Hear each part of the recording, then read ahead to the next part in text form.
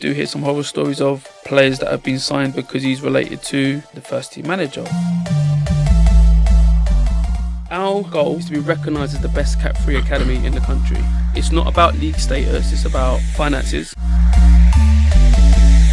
And how much funding the club can put into the academy. Metrics of success from an accounting point of view and financial fair play, how has that come into academy football?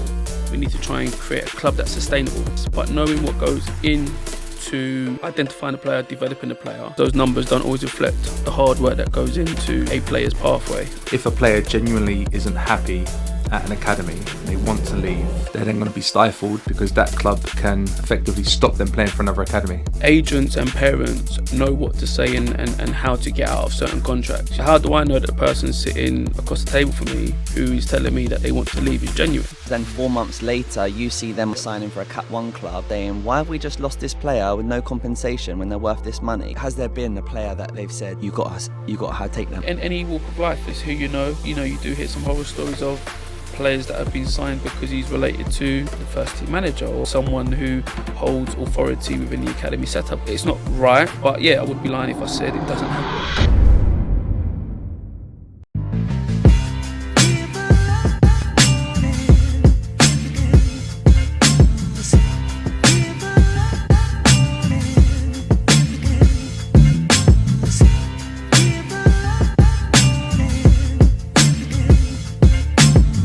Welcome back to Project Footballer, the voice of youth football.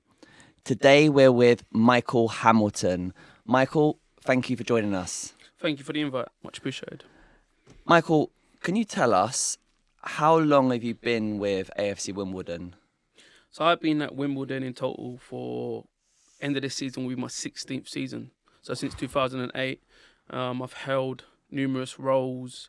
And I've been very fortunate that I've been part of the journey and part of an academy before it was an academy. So I've been part of the transition from a large grassroots setup to establishing as an academy, and then once becoming an academy, trying to establish itself within that world. So yeah, 15 years in total. And what's your current role at AFC Wimbeldon? So I'm currently academy manager, a role that I've held since 2019, so just past 4 years now.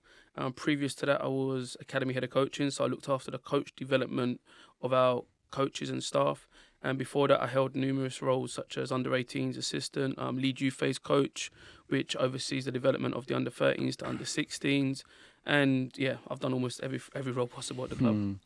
And what type of things do you have to do as academy manager? That's a big question. I oversee the different departments of the academy and oversee the full operations. So there are 10 components of the academy, football just being one. And on top of that, you've got relationships with staff, with players, with agents, and I basically manage and bring it all together. The easiest way I can articulate it is that I would be like a head teacher at a school. That's the simplest way I can explain it to someone who doesn't know football. So are you quite hands-on? Yes, but it changes a lot. My roles and my responsibilities change day to day, week to week. I'm very hands-on. I try and be out on the grass as much as possible, but that's never as much as planned. And, each day, each week will throw up a different situation, a different priority. So you have to be very flexible. But, yeah, I try and make sure I'm involved in every department. I try and make sure I support the staff. And, yeah, like I said, because I've been there for so long, I wouldn't say I know everything, but, I know the functions and how things run and could and should look. With Chelsea, Neil Bath has been instrumental with our growth and our success. He's, in the last 12 months, moved across to deal with the first team. But, when he was academy director, we would look to him dealing... I would imagine he would do a lot of strategy, a lot of working with at board level. Do you think there's a difference between the role of academy director, because I'm assuming you're essentially the equivalent of what Neil Bath has been doing, but do you think there's big differences between being academy director at AFC Wimbeldon, which is a Cat 3 club, compared to academy director at Chelsea? I suppose the responsibilities would be the same, Right. but the numbers, the details, the amount of people that you're talking to and managing is obviously a lot bigger. So I have to manage up. I report into the club board. I have to have a relationship with the first team. I propose and obviously project future potential players for the first team. Strategizing, you can look at what the academy is doing today, but it's my job to look after where it's going to be in 3 to 5 years' time and put a plan in place and manage that and support everyone in delivering that program. So, as an example, I wrote the footballing philosophy at the academy. I write the strategy for the academy. We've just gone through an audit where I've had to, project what our plans are going to be in the next 3 to 5 years' time, and it's my job to bring it all together and manage it. So. It'll be different in terms of the numbers and the depth of what someone like Neil does at Chelsea, but I suppose the principles would be the same. It's nice that you mentioned that, because that's exactly what I was going to ask. Like, what is your philosophy and essentially the goal of the academy? Our goal is to be recognised as the best cat-free academy in the country. We've recently rewritten it in the last 8 months or so.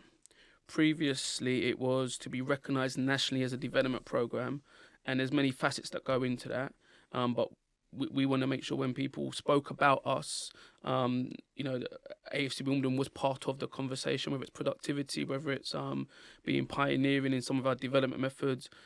And within our limitations and our constraints, we wanted to maximise what we can do and make sure we got every ounce of energy, every ounce of outcome into what we put in. We feel we achieved that, and I can go into that in a little bit more detail, but we feel we've achieved that over the last 3 to 5 years, and we went back to paper, and we want to be recognised as the best cat-free academy in the country. How's that potentially measured? Is it like players going into the first team or players that you sell on? Yeah, both of them. So productivity, players that we sell on to other clubs, players that we get recognised at international level, players that we sell on. We don't want to sell players, but it's part of our world. FA Youth Cup, as an example, we just beat Blackburn Rovers last week, which is a Category 1 academy. We're going up to Sheffield in the new year to play them in the 4th round. And those are those are some of the measures. We've got quite a pioneering self-leading athlete program, which basically a lot of our programs built around developing the person as well as the player, but also upskilling the players to take full ownership, or as much ownership as possible, of their own development. And that's quite pioneering in our field, because as you can imagine, you get quite club-led, coach-led, but we want to be quite player-led. If you put the player in the middle of a curriculum, put the player in the middle of a program, what does he need? What does Michael need compared to Joe Bloggs, as an example? I'm not saying it's easy, but that is one thing that we're quite known for in the development world. We've been asked to present at CPDs, at FA courses, and it's those little facets. There's so many other measures as well. But we whether you're Cat 1, Cat 2, when you come up against a Wimbledon side, we want them to know what they're coming up against, and then like I said, we want to be seen as the best cat-free in the country. Michael, just to clarify, just take it back one step for parents to understand the differences between Cat 1, Cat 2, Cat 3, because it's often talked about in academy football. What are the differences? So in the academy world, there's 4 categories. It's not about league status, it's about finances and how much funding and how much finances a club can put into the academy. So as an example, you could be a League 2 club and have a Cat 1 academy. Sunderland were League 1 a couple of seasons ago and they had a Cat 1 academy. At the same time, you could be in the Premier League and have a Cat 3, Cat 4 academy. So Brentford at the moment are Cat 4. Cat 1 to 3, you have to run a programme from 18s all the way down to under 9s. Cat 1, Cat 2, you have to obviously top that up with your 23s programme and make sure the transition between academy and first team, there's a programme in place for that. Cat 4 being, you just have to run a professional under 18s programme. And below that, everyone would have their different ideas of how it should run. And what are the minimum spends? I don't know about Cat 4. Cat 3, you're looking at about 700 grand a year in total. So a club would put in half of that, and the EFL, FA would fund the other half. Do you know what Cat 1 and Cat 2 have to spend? You're talking about Cat 1. You're talking about a minimum, like if you're like 2 mil or something along those lines. But without being rude, there are some clubs that don't and wouldn't rely on the funding. So there are some. Within your Cat 1s, you would have your elite Cat 1s as well, because you could take the funding away, but they'd still run an elite development program. Yeah, I got told that some Cat 1 academies are spending £20 million a year. Yeah. And that then comes into a different part of a conversation, because we wanted to ask you metrics of success. So Matthew touched on it, but we were talking by phone and we were saying, like, from an accounting point of view and financial fair play, how has that come into academy football? Yeah, so Brentford, as an example, the reason they need an academy or need to start getting an academy in place is because they have aspirations of next few years to get into Europe. You can't play in Europe without a recognised academy. Some academies, like I just said, they won't rely on their funding. We as a club massively rely on our academy, because we need to try and create a club that's sustainable, that's self-sustainable. We're a fan-owned club, which means we haven't got an external sugar daddy. We haven't got someone who puts money into the club and can fund it. We have to build our own, create our own, and make our own. And with that, there is a lot of money from the club perspective that goes into the academy and the academy program. So there is pressure on myself and on the academy, as an example, to produce and to put numbers into the balance sheets. One way of doing that is obviously by selling players. And in the academy world, you've got the compensation model. So for every year that a player is at the academy, he is worth X. So if you use Chelsea as an example, if Chelsea come in and want to sign one of our players, there is a model already in place that stipulates how much as a minimum they should pay us for him. So it stops the negotiation. And I remember when that changed. I think he's worth that. You think he's worth that. So there's a model in place. Do you think that's positive, those changes? The changes have been positive, yes, but knowing what goes into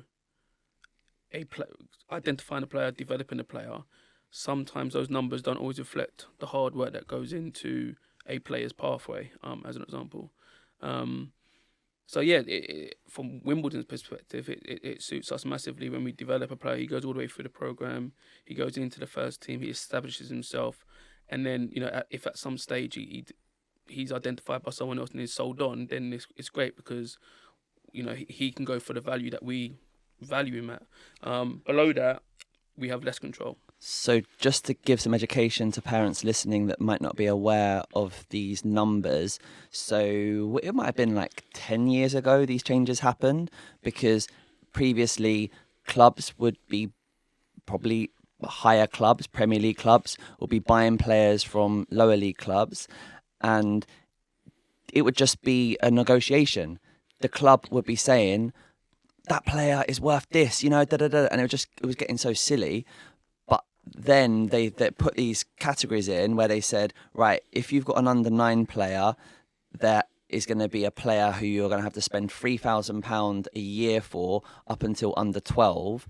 So it would be 3,000 for an under-9, 6,000 for an under-10, 9,000 for under-11.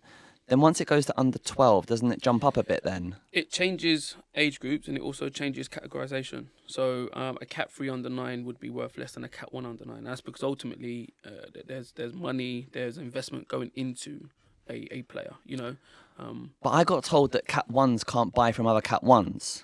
You can. Really? Yeah. But obviously it becomes a lot more expensive, doesn't it? And it becomes a lot more... But is it just expensive? Isn't it that you're breaking league rules? Because I understood that if there's these categories that are in place, the Premier League would say, why would you be going from a Cat 1 to another Cat 1 if there's not some sort of like inducements going on? It depends on the context, doesn't it? Some environments aren't for certain players. You'd have to be very brave for any academy to go, right, we're going to go and buy another Cat 1 because we see in 10 years' time he's going to be a professional footballer. I suppose the probability of him making it is a hell of a lot less. So I think it changes that. I think it's not impossible for Cat 1 to purchase a Cat 1, but it's a lot less likely because obviously they're so far away from the end. Okay. If that makes sense. Then there's the flip side to it all as well, because we know players that they're at an academy, they leave, and then they can't play for another academy because of the compensation rule. Yes. But and I get why those rules are in place, because you can't have Cat 1 academies just taken from the others. So there needs to be something in place. Yeah. But it feels like it needs to be a bit more thought through, because if a player genuinely isn't happy at an academy and they want to leave, and there's a lot of good reasons why they should get out of that environment, they're then going to be stifled because that club can effectively stop them playing for another academy. Is that right? Yeah, but the way I see it, it's not stop them playing for another academy. It's if another academy wants to sign them, it just brings everyone to the table, if that makes sense. So if, in the most respectful way, agents and parents know what to say and how to get out of certain contracts. You start throwing certain mental health and other bits around, and it becomes very sensitive. So how do I know that the person sitting across the table from me who is telling me that they want to leave is genuine? That's not to say they're not, but, So they might start saying, my kid's getting bullied by this coach, their mental health is suffering, and then... So it puts me in a situation Right. where I have to release. Right. How do I know they're not getting fed these messages or these reasons from another club, as an example? Because then 4 months later, you see them on social media signing for a Cat 1 club, and your bosses are saying, why have we just lost this player with no compensation when they're worth this money? Exactly. So it's not necessarily, right, we're going to release you with compensation and you can't go anywhere and we're going to stop it. It just means if another club comes in, it brings us all to the table. We've got players who, we are entitled to compensation if they go elsewhere. It just means when another club comes in, we'll sit down and we'll work out the best deal that suits everyone. Is it? Yeah, I was going to say, do you stopping. generally come to like an amicable situation where, because it might be a case of a player leaves a club, genuine reasons. There's another academy that wants them to play for them. However, that academy maybe doesn't feel like they're worth the compensation they have to pay. Would an AFC Wimbeldon or whoever, would they say, you know what, we'll just forget the compensation, best of luck? And if he goes on and there's certain milestones that he achieves, like he gets a scholar, gets a pro, makes a debut, then, we can later on down the line benefit from that. Yeah. It just brings people to the table. I think there are very negative, there's certain situations that are very negatively put out there.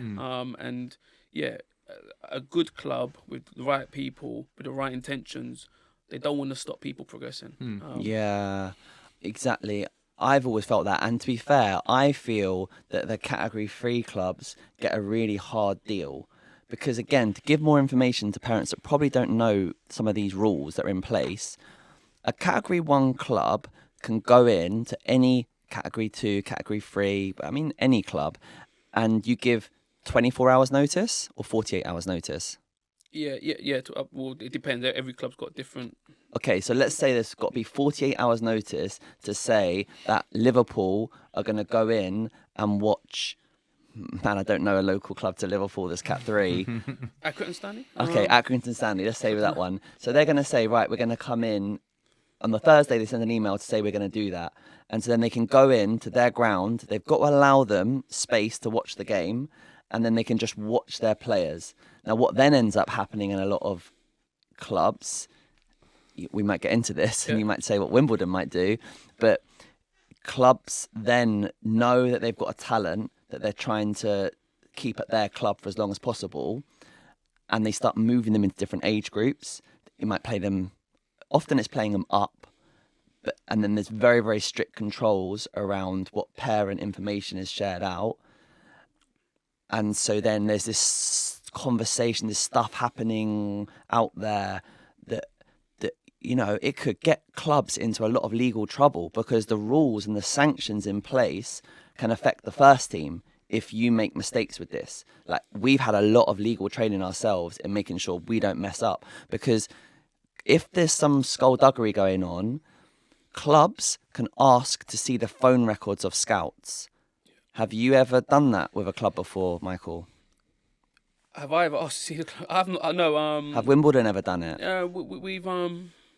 We've sold players to other clubs, and the Premier League have asked just for a clarification that the correct process has been followed. So when did communication start? How was communication conducted? And it's not necessarily to prove people wrong and catch people out. It's just to make sure there's a process in place that people follow and respect.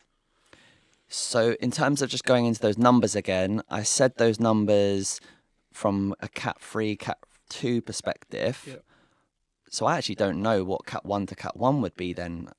Yeah, no, it's I haven't got it off the top of my head. Obviously, I'm more aligned with our numbers. Yeah. But a Cat 1 can buy from a Cat 1. All right. It's highly unlikely. Yeah. Maybe towards the top end of the pyramid as they get older, because obviously the gap between that and the first team and the end point is a lot closer. But I reckon that there are so many controls in place and legal sanctions, they're quite fearful of getting a Cat 1 player to another Cat 1 player, because the clubs can put blocks in place and clubs will be like, look, I don't want to risk this player. They've got to be that special that we're going to be able to bring them in and do this amicably, because there's such rivalries and there's competition between the clubs that is like an ego thing as well. Like, why have, people's jobs get on the line, because if you lose a top player and later on down the line they end up being a superstar worth millions, as a director, why under your jurisdiction did that happen? Yeah. So there's pressures in that. Yeah. But yeah, it goes into under 12s. What's the money then? Because it gets to about 150 grand once they get a bit older. Yeah, that's if they go through the whole program, you're probably you enter six. Like figures. under 15, Yeah. that's 150. You're up to six figures, but so as an example, if we sold Joe Bloggs for 150 grand, it sounds a lot, right? Yeah. But bear in mind, we've put 10 years of development into this player. Whether that be tools, tournaments, facilities, staff, the players that we've not signed because this player's been in the team and playing. So 150 might look a lot on a bit of paper, but when you look at it, it's nothing compared. There are players picking it up a week. 150 grand is a lot to Wimbledon. Don't get me wrong. Yeah. And it is a lot in one lump sum. But when you spread it over like 10 years, it's like 15 grand a year, which, it's not a lot. Like, oh sorry. No, go on. Yeah.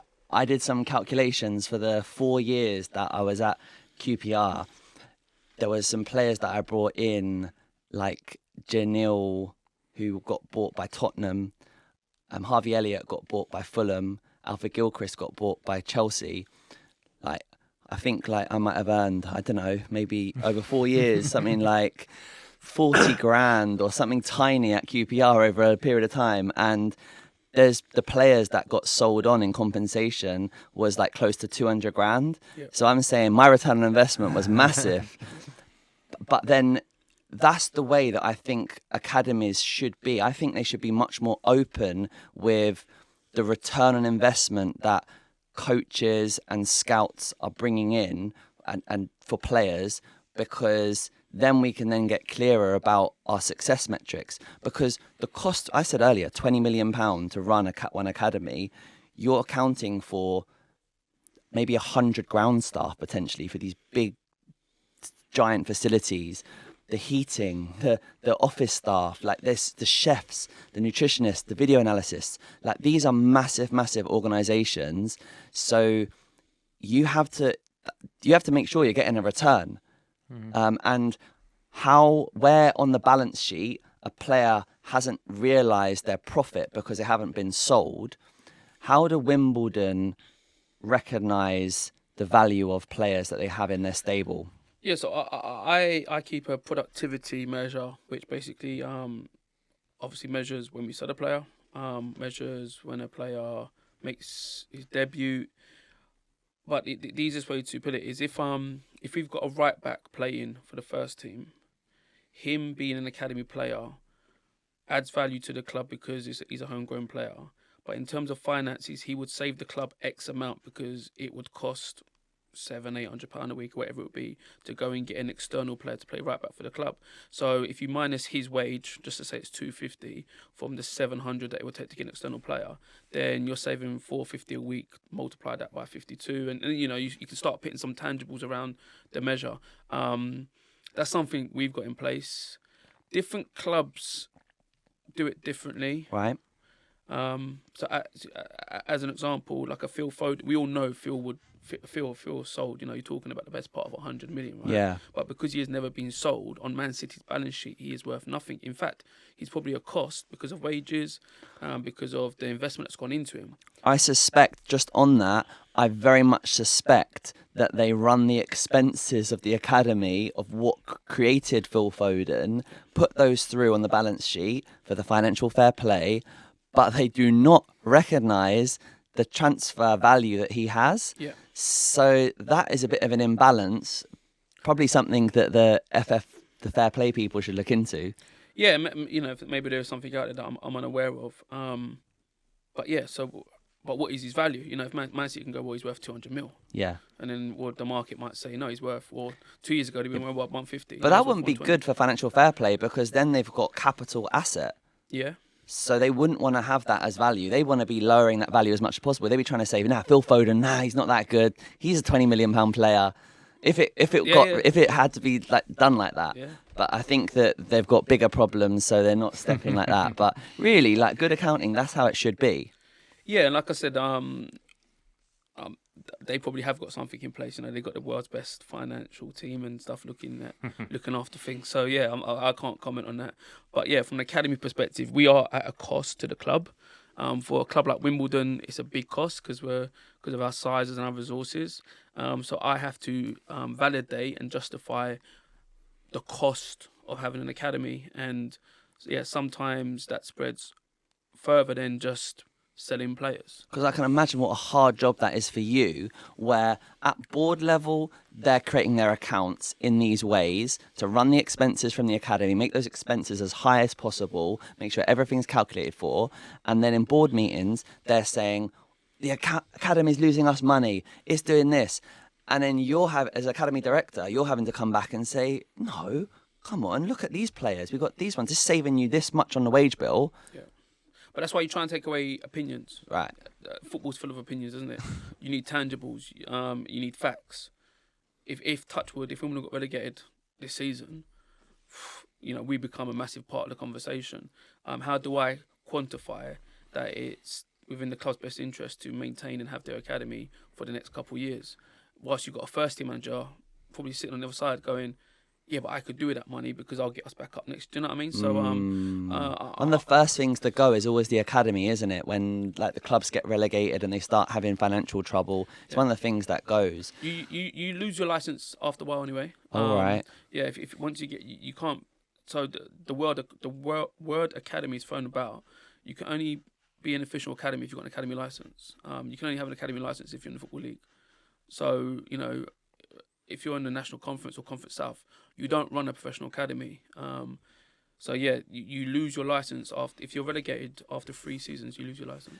And is AFC Wimbledon self-sustaining? Yes, at the You're moment, in yes. profit? As in the academy? The academy is yes. But things change. You Yeah. know? So, as an example, the fans and the club done a great job a couple of years ago moving us back to Plough Lane, which come as a massive financial cost to the club.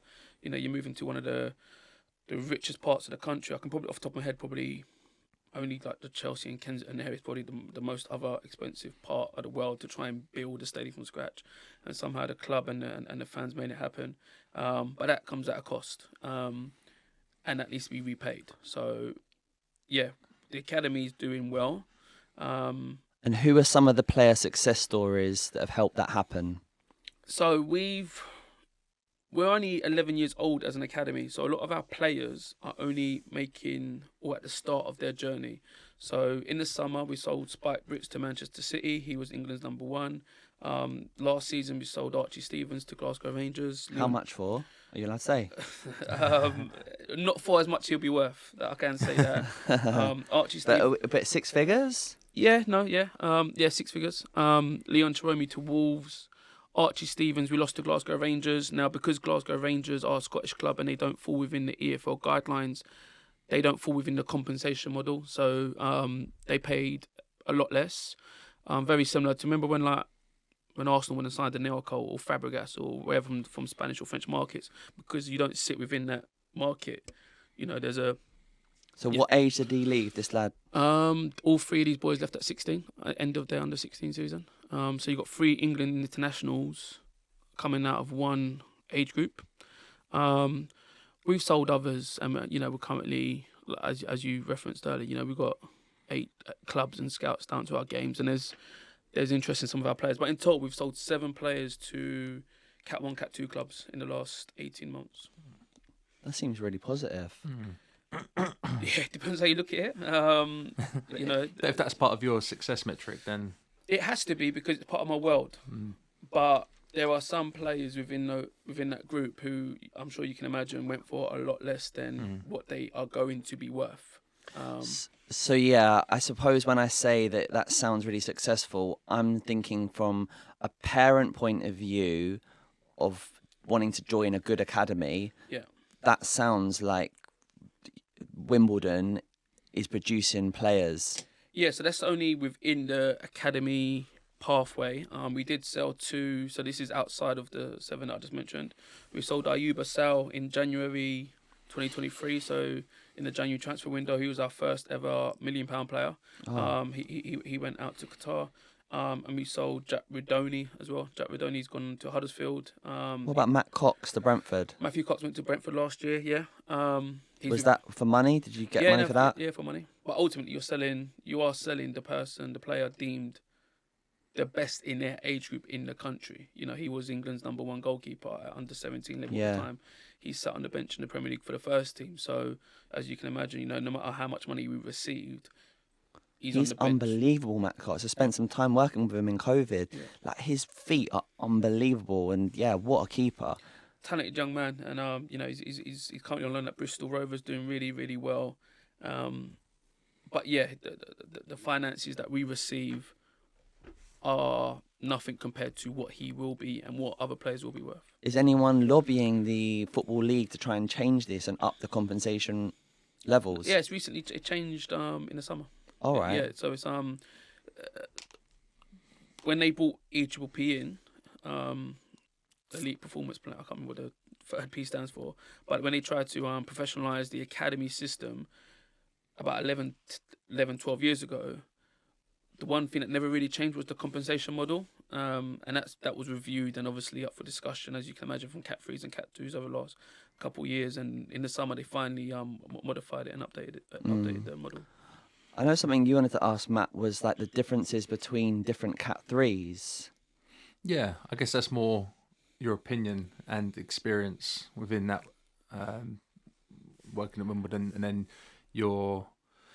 I'd imagine, I might be wrong, but I imagine a lot of your contact is with other Cat 3 academies, because the games programme is going to largely be based around Cat 3 academies. Yeah. So is there a massive difference between different Cat 3 academies?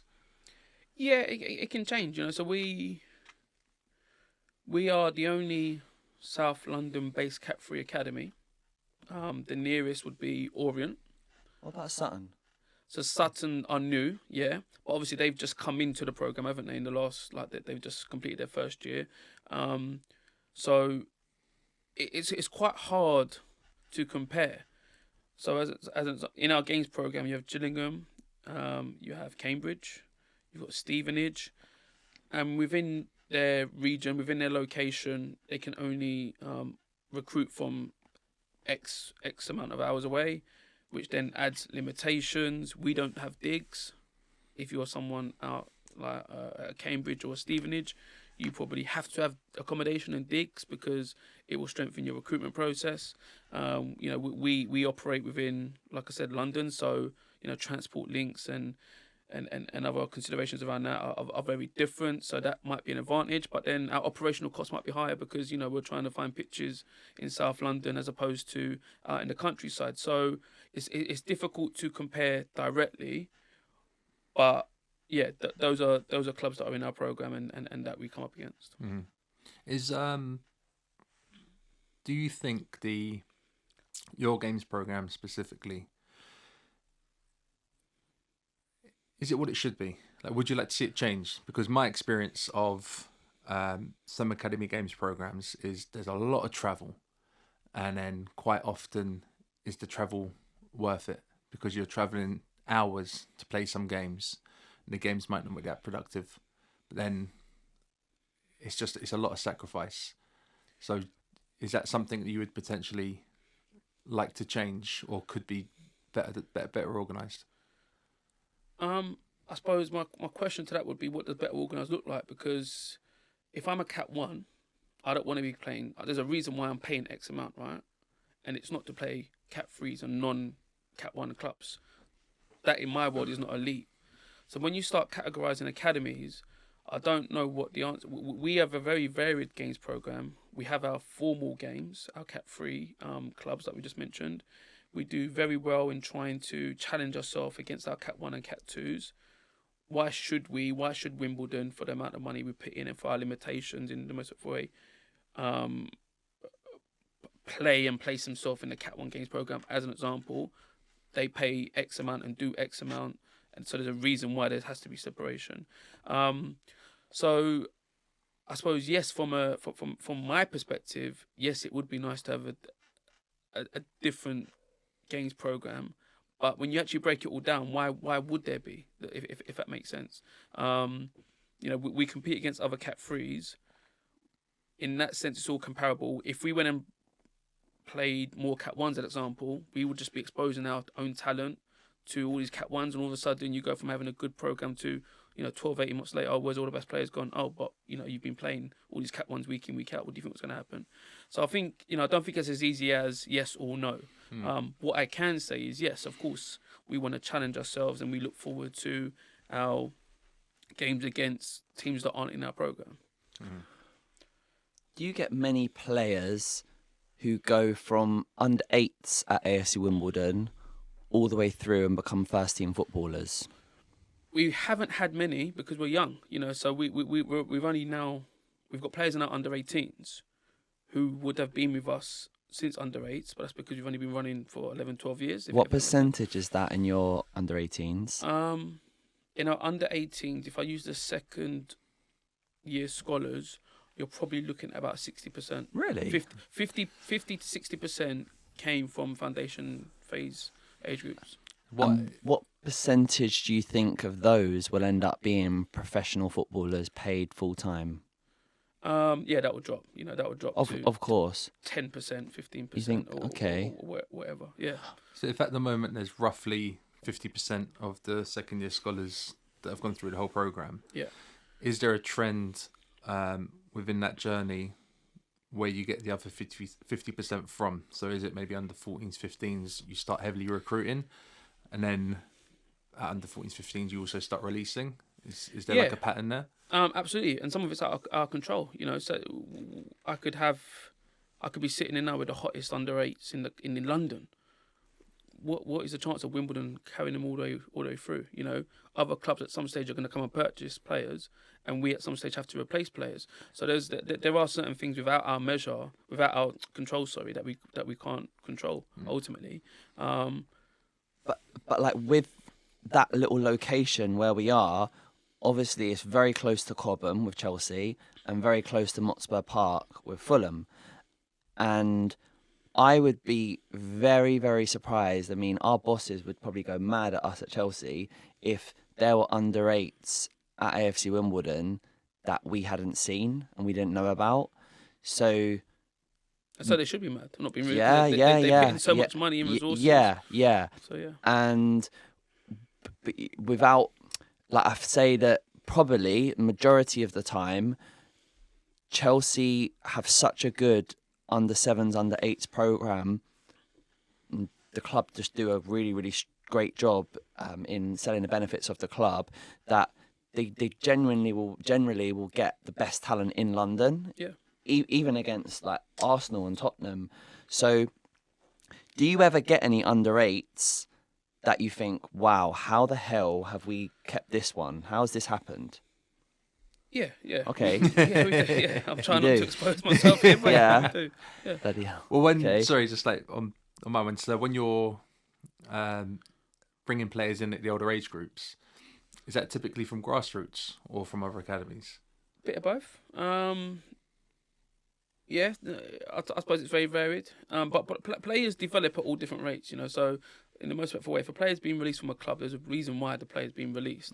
So just because a player has been released from a Cat 1 doesn't mean he's going to be good enough for Wimbledon. In the most respectful way, no. At the same time, there might be a player who's always been overlooked and wasn't, you know, the bits weren't quite coming together, and then he's at a grassroots side, and you know, it all comes into place. So there isn't a rule.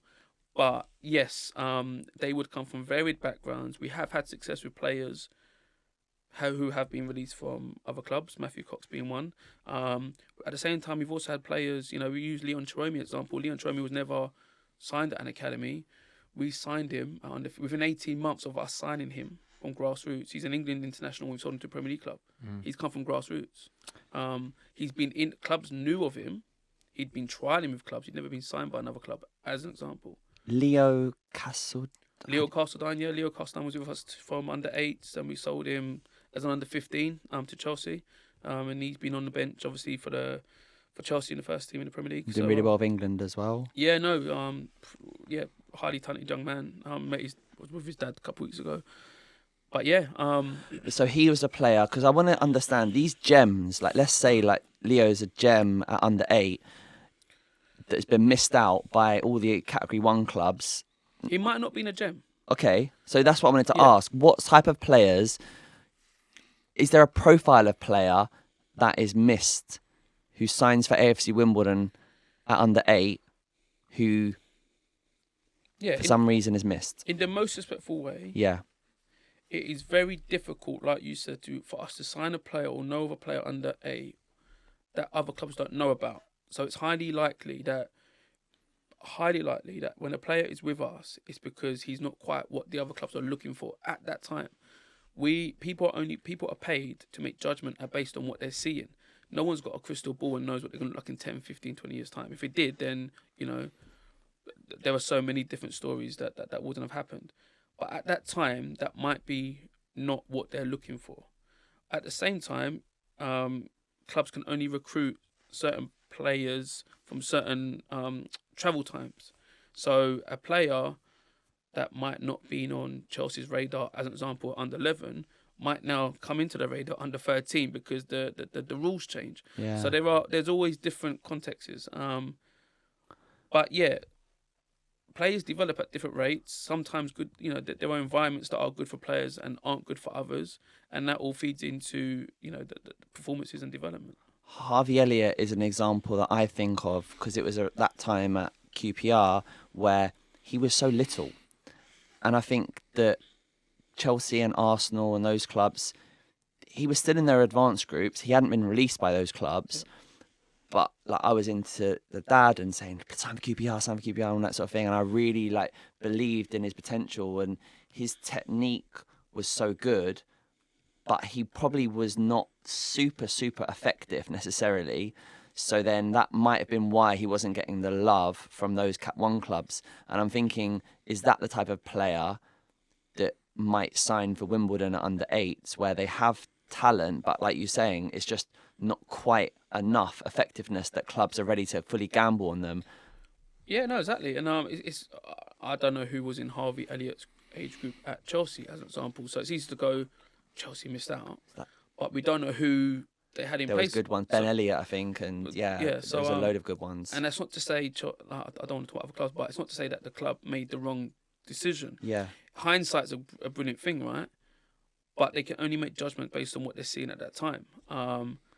And you can only, the rules state as well, you can only sign a certain amount of players. Now, that's if you use Harvey Elliott, let's say he went in at Chelsea as their 25th player, as an example, that means he's gone from an environment where he's potentially in their top 10, top 15, to now he's not even in their top group.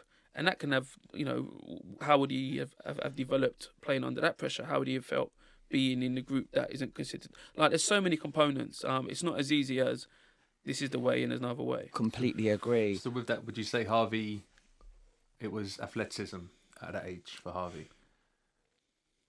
that was probably one of the factors, why. But Brentford really wanted him. Reading really wanted him. He got better and better. Later it got into under eights. People were starting to see his effectiveness.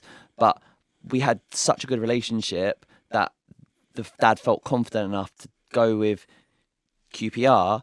But I think he kind of knew also that he might just use it as a bit of a stepping stone, and he would have then had a plan to then go somewhere else, which he then did after 2 seasons. I was just going to use that to lead into the your thoughts on the whole kind of stereotype of it's just the big athletic players getting into academies and all of the technical players are often missed. You must hear that a lot. I'm guessing you hear that a lot. And then just your general thoughts on, do you think that is the case? It's athleticism over technical ability at 8s, 9s and 10s? That's a big question. No. There are some academies that do go for the athlete, and sometimes the smaller ones, the better technicians, if you want to call them that, are overlooked.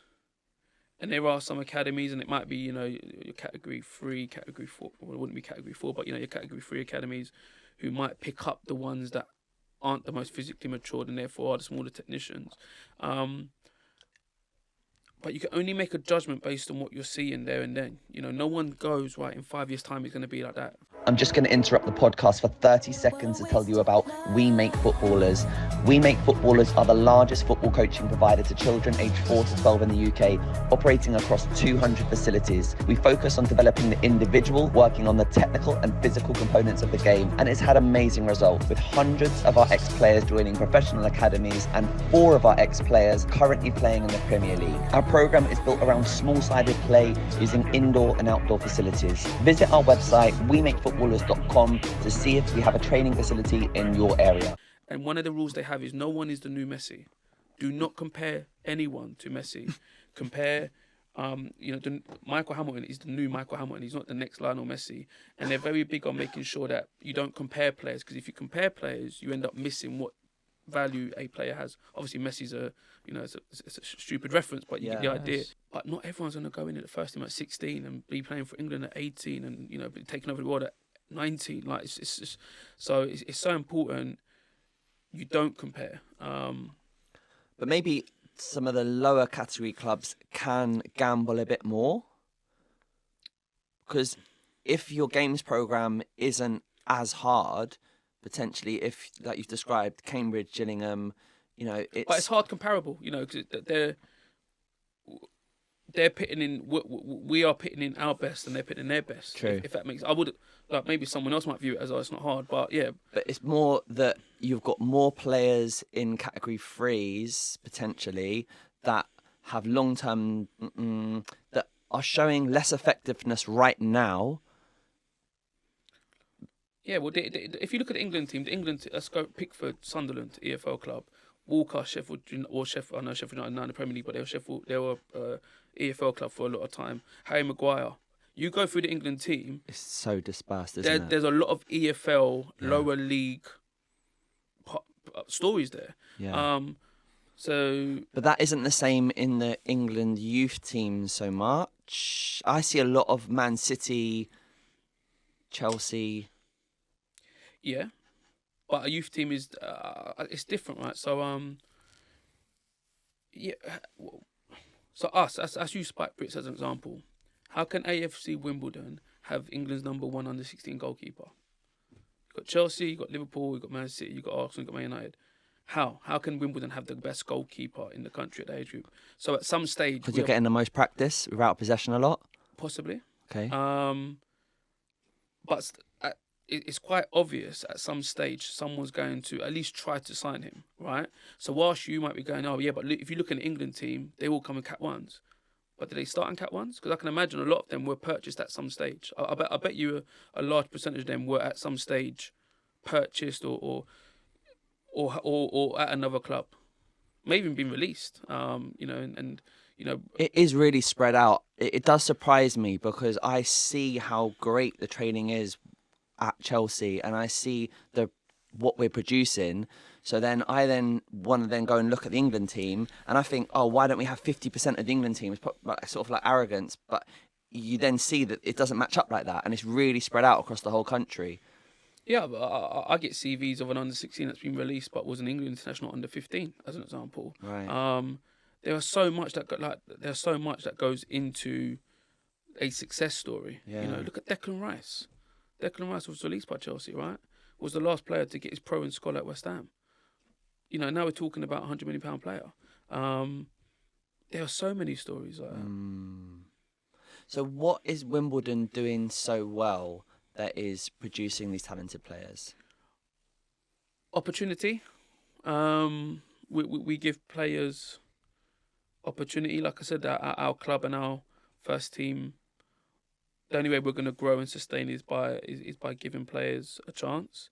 Below that, we've got very good, hard-working staff, which can often get overlooked. We've got our processes and our own little measures that we have in place. I'm not saying we always get it right, and we have good, strong relationships with our local clubs.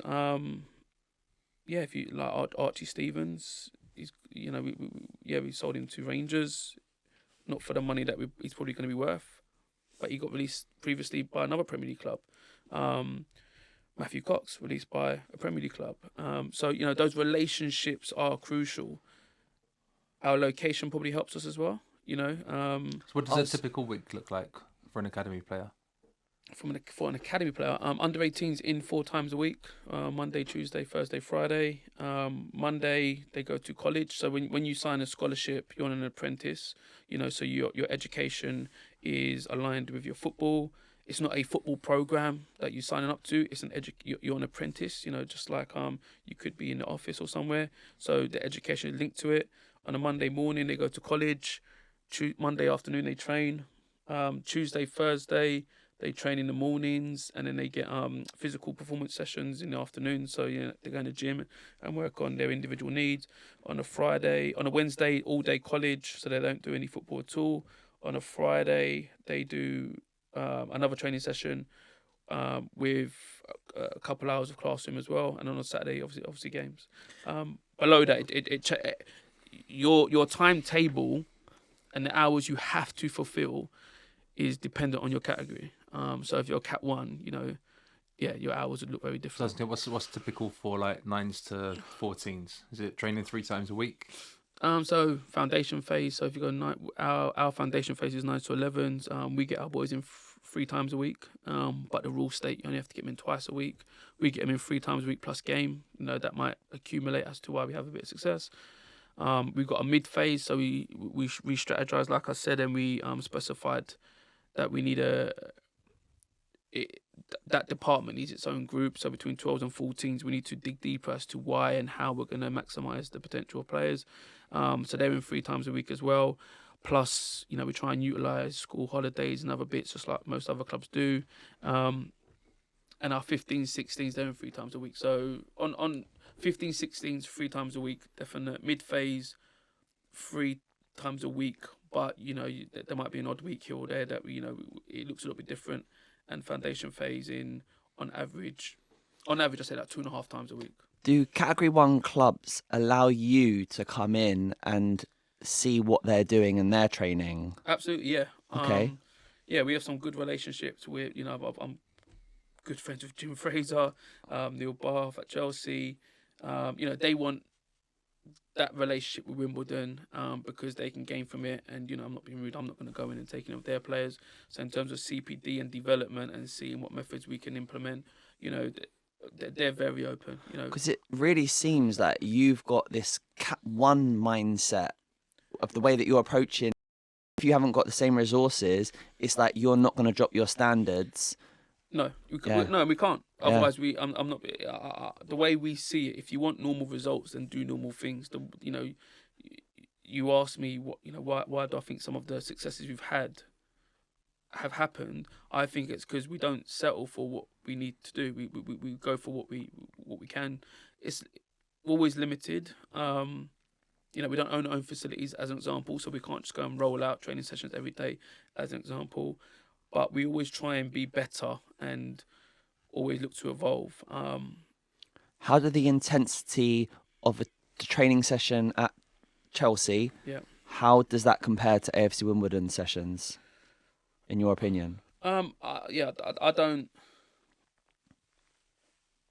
If I went and watched a Chelsea session today, I'm only seeing that one session. Right? I don't get to see their whole program. So it depends on the day that I go in. What I can say from a Wimbledon perspective is we're big on hard work. We're big on being challenged, and the boys seeing failure as part of their journey. So if you look at a lot of success stories in football and outside of football, at some stage there has been failure, there has been some form of challenge, and that, if used properly, can propel and like accelerate development. So we're quite big on making sure there is failure designed in boys programs, or failure is part of a boys session.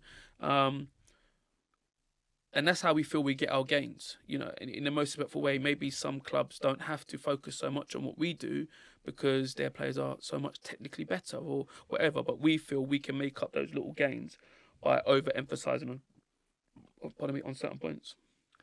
When you say we build in failure, how do you do that? What does that look like? We might set up games against teams that we know we're going to lose against. Okay. If we're up in a game, so if I'm taking the under-12s and we go 4-5-0 up, I might purposely take players off so that we play underloaded, so that the boys are feeling, can we still dominate? Can we still do what we do, but with less players on the pitch? Becomes a different challenge. Playing players out of position on purpose. How do the parents react to this? If you educate the parents and bring them in to the program and get them to understand why you're doing it, then they can't really react, can they? They can feel a certain type of way, and that's people. But in the most respectful way, my job isn't to satisfy them. My job is to try and make sure, and I say this at the beginning, that we do everything we can to maximise your young player's ability as a footballer. Our job isn't, and I highlight this, I know we're going off topic a little bit, my job isn't to make your son a footballer. That's not my job. My job is to try and make sure he has the best experience whilst he's with us. And at some stage he will leave us, whether it's after 2 years, after 10 years, because he's got released, or because his development isn't excelling at the rate we need, or hopefully he's leaving us because he's going into the first team, or maybe he's leaving us because he's going in, he's been identified by another club and we're selling him. At some stage, your journey with us as an academy will end. It's my job to give you the best possible development that we can. There's so much emphasis, and but I think the academy world and the clubs get battered for selling dreams, and if he doesn't make it, it's so and so's fault. No, because academies do so much, and they provide players with so much experiences and so much memories that will last with them for a lifetime, and hopefully by the end of it, he will be good enough to be a footballer. The numbers are the numbers. But then earlier on, you were showing a bit of frustration with losing some of the players. Yeah. Always going to be frustrated with that. Yeah. But then you then said, my job isn't to look after the parent. Sorry, I don't want to paraphrase. What did you exactly say? My job isn't to keep the bow parents down to the parents. Okay. They need their own education as well, and it's like I said, if you put the player in the middle of a program, the parent massively comes into it. Yeah. So our way of dealing with some of our development methods is to educate and get the parent to understand why we do something. Yeah. So it's like also getting that parent buy-in, because I completely agree that is obviously this education that we get where we learn that this is necessary. Players need to be challenged, they need to be stretched, failure needs to be happen to have progress. But sometimes parents, they're just like, I want my kid to play in their favourite position, I want to see success all the time.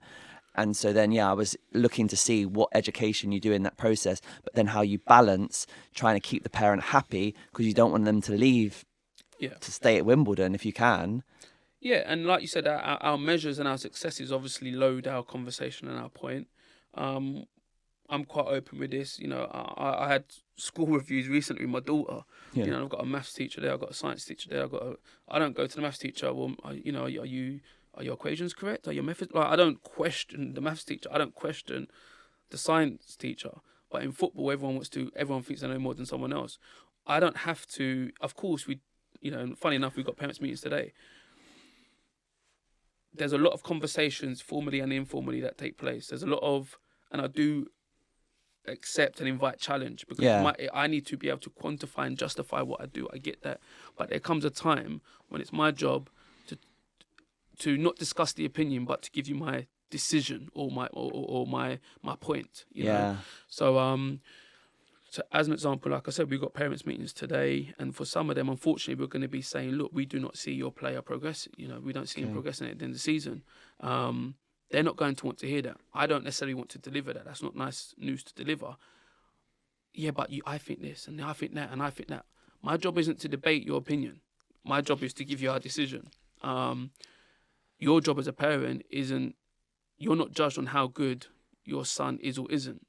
You're not judged on whether your boy's in a Cat 3, Cat 1, or if he's going to be a professional footballer. Your job as a parent is how he applies himself. Does he come in and work hard?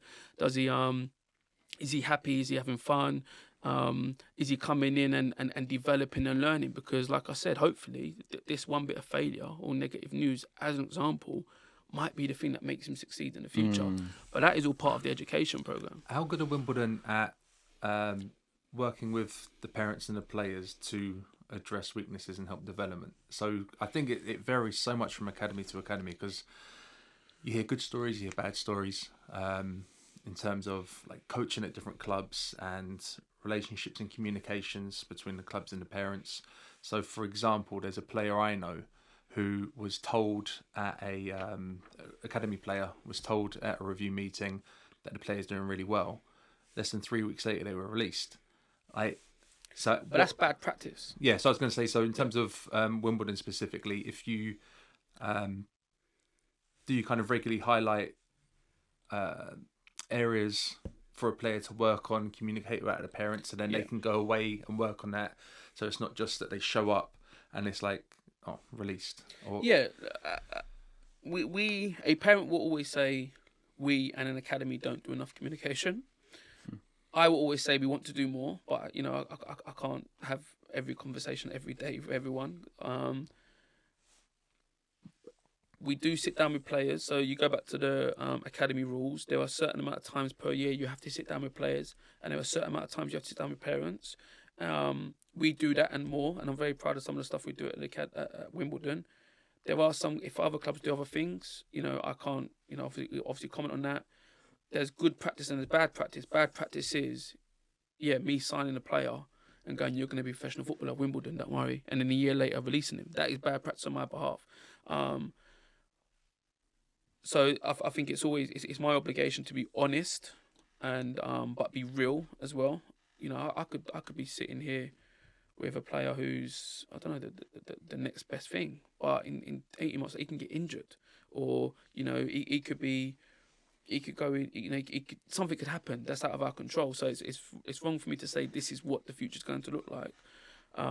But to answer your question, I know I went on a bit. Yes, we highlight areas that he does well and that he needs to keep doing, because that's what makes him him. And yes, we always look for improvement. And we highlight areas that he needs to improve. Do you encourage them to then go and find solutions to that? So if it is athleticism, would you say go and find an S&C coach? And 100%, because you have to invest in your future. You know, people use the word pressure of an academy. I don't use the word pressure. I think it's a privilege if you're in an academy. It's a privilege to be able to play and play FA Youth Cup, Blackburn Rovers, Friday night. That's a privilege. That's not a pressure. We go and draw, touch wood, we go and beat Sheffield United and we play, I don't know, Arsenal at the Emirates. Pressure. No, that's a privilege. How many people want to be in your situation? And people use the word sacrifice and investment. We use the word investment. You missing a birthday party because you have to go and find an S&C coach to work on you. That is not, the birthday party isn't a sacrifice. The S&C is an investment into your future, because you will benefit in that. And I think it's very important we change the way we look at things, because what they're trying to achieve is not easy. I wanted to be a footballer. Looking back, I was doing nowhere near enough, and I was nowhere near good enough. That's fine. If you go into these players' journeys, you know, I'm sure at some stage, you know, I had a player the other day. He was 19. You know, he's on the pro. He said, "Mike, I've never been to a birthday party. I miss all my friends' birthday parties." brilliant. That's what it takes. You look at Ronaldo.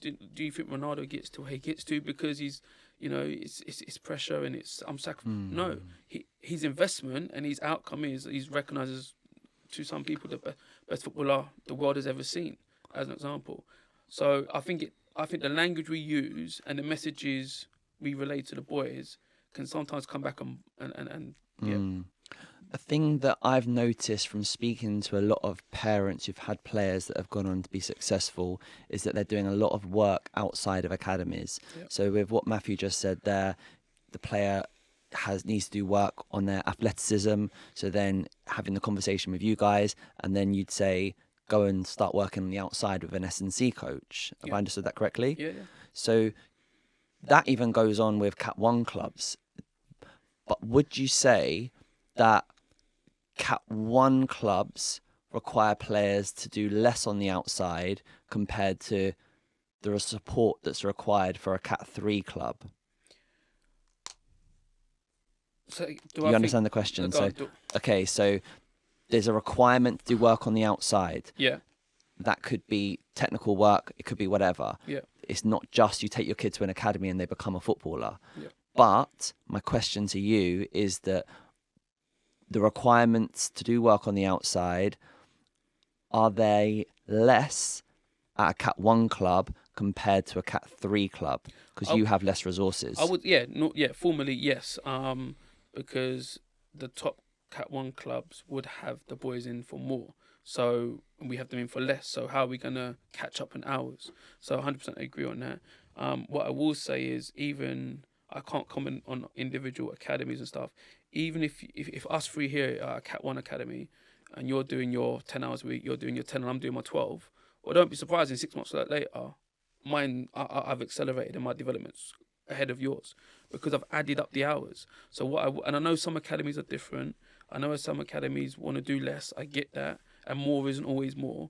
But you have to invest. You have to invest in your future by doing more today. Mm-hmm. And it doesn't always have to be physical. It might be just me watching. How many? I have parents. I have players and parents want to have meetings with me, and they go, Michael, I want to know what you're going to do for Joe Bloggs. I'm like, okay. When was the last time you watched? Did he watch his clips at the weekend? No, he hasn't watched them yet. It's so funny you said that because I've been having some conversations recently with parents, and it's weird that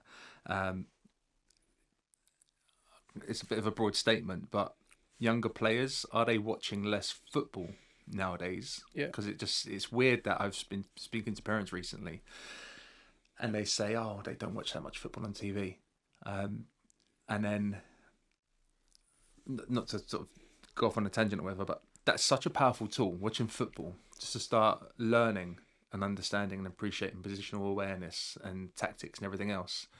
But I suppose it's different, right? So nowadays, I'm just saying that's a training tool. If I want to see what Saka done at the weekend, I've got 10, 15, 20-second videos on my phone all the time. I don't have to watch the game to watch that little bit of individual action. And I think, that's what it takes to be in the Premier League footballer. No, you're seeing 20 seconds of a 90-minute game.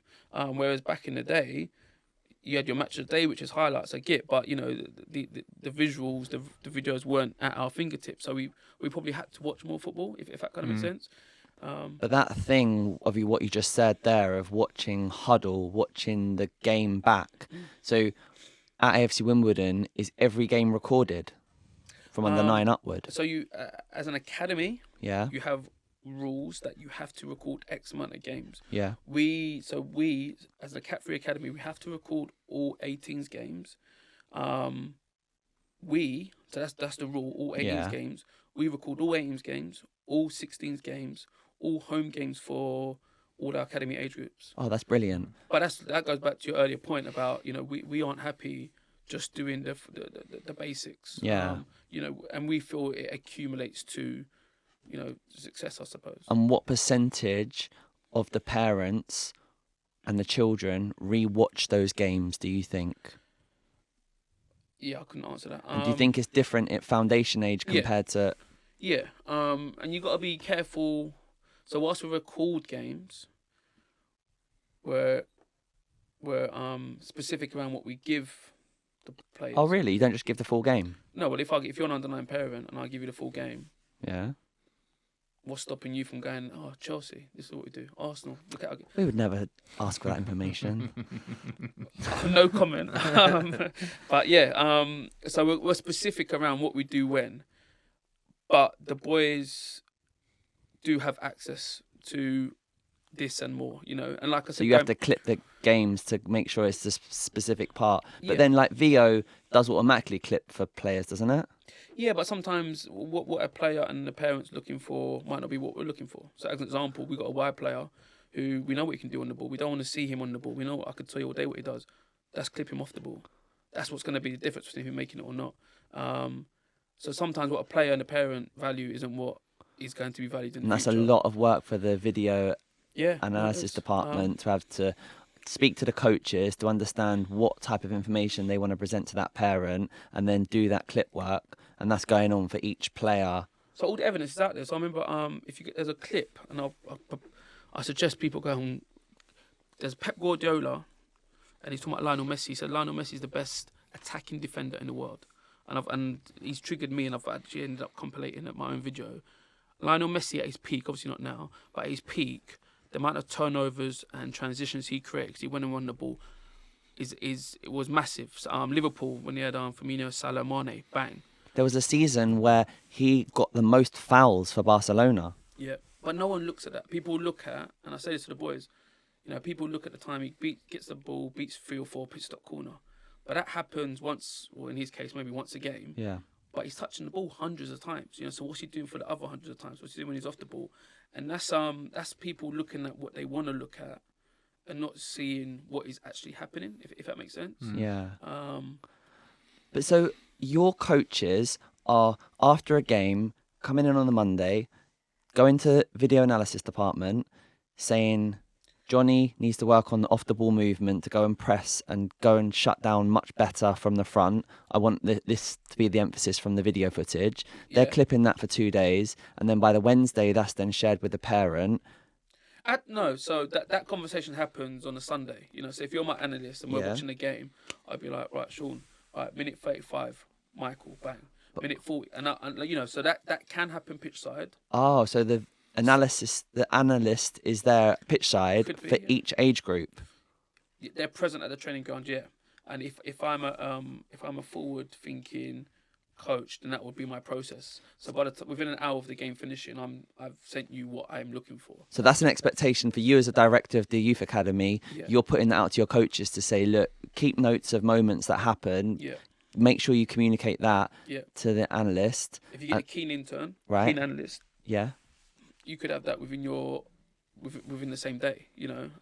So that can happen. And then there's some parents that will get that information and bloody won't even watch it. Yeah, sometimes. Yeah. Stupid. Yeah. Stupid. I'm not saying that's, you know, I'm not saying that's across. No, but how much do you even want to be a footballer? How much do you want your kid to make it if you're getting that? Those people are going through that trouble to do that, and you're not even taking the time. Like, he doesn't deserve to be in an academy. So then there's that, and then it goes back to my earlier point about, you know, when we get financially rewarded, if you want to call it that, for selling the player, look what goes into this player.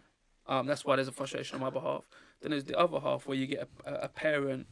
You know, if I have to deliver bad news and go, oh, you know, little Johnny's, unfortunately, we're not going to re-register him, I can promise you now if it's my fault and what we didn't do and problems that weren't there 6 months ago, you know, they're quick to write me the email and showcase Yeah. or everything we've done wrong. We want everyone to go through. I need to highlight that, you know. But people need to own and maximize. It's their opportunity. It's not my opportunity. Yeah, definitely. How early do you potentially start channeling a player into what you want them to be? So you can recognise somebody's probably going to be a fullback or a centre forward, and what age do you potentially start to go, yeah, their future is going to be as a centre half or whatever it is? Let's start really concentrating on that. Yeah, foundation phase, no, they play multiple positions. They get a 360 awareness, left foot, right foot. That's not to say at 9, 10 you can't see. You know what? He loves scoring goals. He's good. Like, he loves. Look at Michael. He loves making slide tackles and tackling. So people have that passion and that uniqueness about them that we can't give them. If that makes sense. You know, some goalkeepers are mad, don't they? They love diving around. I say this a lot. At 8, 9 years old, you can start to tell what type of player they're going to be. That's a big step. I wouldn't say that. I could say Things like, he loves to score goals. Yeah, He gets yeah. so he's probably going to be a forward player. He just loves to smash people, and he's got that personality about Yeah, him. yeah. So, all right, he's probably going to be a defender. yeah. But we wouldn't just play him in one position. You know, we would make Because sure Rio we Ferdinand loves scoring goals. Ashley Cole loves scoring goals. Reece James loves scoring goals. But then they all became defenders. No, I bet. Yeah, there's a few examples there, but I like, you can look at not all, Yeah, yeah. but there are yeah. definitely players at 8-9 years old. You can just start telling what kind of character they have, Yeah. and you know that they're going to be best suited and end up in this sort of position. For me, I think Not it's a all, lot but I more think there's down a lot. to the physicality of the player. So that that'd be that. part of it as well then. Like their character and their attitudes. So yeah, they like scoring goals. They're a bit greedy. They goal hang a little bit, but then also if they're rapid or slow, there's lots of characteristics that you can start piecing together at 8-9 years old and Yeah, no. put a good bet on that they're going to end up in this sort of area on the pitch. Yeah, The FA don't encourage that. No, but the FA at foundation at your phase- foundation phase, you rotate. we rotate mid phase. We But rotate. if you as much start as possible. to get an idea that this player has these strengths and they're standing out above other players, when do you start to think, right, let's start moulding them into a number 9 or a whatever it is? Yeah, I suppose 13, 14-ish, I would say. But even then, in some cases, it's still not like black and white, you know. And in some cases, you do have players that you will still purposely play out of position to develop certain. You know, so I have this joke with the boys all the time. You know, fullbacks tend to be the laziest players on the pitch because they want to be high when we haven't got the ball because they want to be the ones that win it and counter. They want to do bits when they're on the ball, but when they lose it, their natural reaction is not always positive. So we sometimes purposely play them fullback as an example, so that the game's in front of them. They've got more decisions to make. They have to, when they're not back in position, it's a bit more. It's you, Michael, no one else. Wait, just to come back, because I think just to clarify what you said there, you said that fullbacks are the laziest. I need to interrupt the podcast one more time. Did you know that We Make Footballers is a franchise business? We began franchising in 2015, and we now have over 60 franchises in operation across the UK, Dubai, and US, serving over 10,000 players. If you're a talented coach but don't want to start your own coaching business alone, visit franchisewmf.com to find out how We Make Footballers can help you operate a successful football coaching company. Why players? You didn't say that. So Okay, but why play? I think it's fullback. Oh, that's I thought Yeah. you said fullback. So so you wide meant play- wide yeah. players are the laziest on the Yeah, pitch, yeah. but then to help them develop that the recovery runs Yeah, and their yeah. work rate, Yeah. you move them back and get them to play fullback. But as an example. Yeah. It might be. Trying to figure. Do you ever do it to punish players? Like, do you ever play someone out of position, and then maybe the coaches are annoyed at the parents for things that's going on? No, not punishment. No, you don't take it out on the player. If you got a situation with a parent, I think you just attack the situation. No, nothing you do is a punishment. There might be things you do that they don't agree with. Yeah. So as an example, a couple of years ago, the number 10s was the thing, and depending on how you looked at it, we felt boys saw number 10s as the creative role, and I do this, and it's a bit of a luxury role, and it wasn't. So we purposely played these players in different positions to try and highlight and accelerate their development in other areas. Sometimes the player and parent don't like that, but we're trying to say, 14, 15, you might be able to do X and create and whatever, but 18, 19, 20, trust me, you ain't getting away with it. So no, punishment is no, but to develop, we would change their role. Off air, you were saying that there's a drought of number 9s. Yeah, no, so, but I think we've just come out of an era where the two best players in the world were Lionel Messi and Ronaldo, right? So how many players in the playground wanted to be Ronaldo or Messi? They played out wide. So I think it goes in cycles.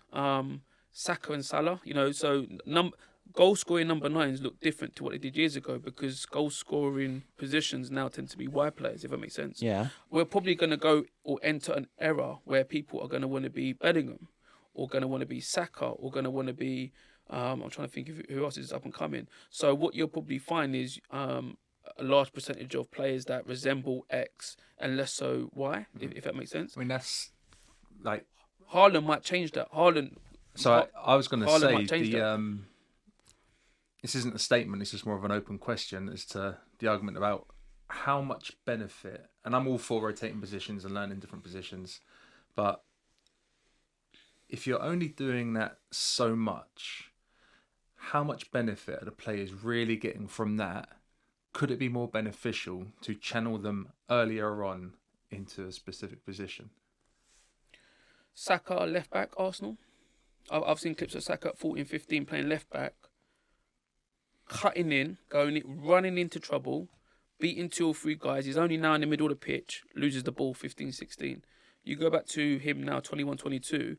I would say a lot of those skills were refined when he was playing left back. Now he plays right-sided attacker, coming inside, very rarely loses the ball, comfortable 2v1 against, combines his pass selections on point.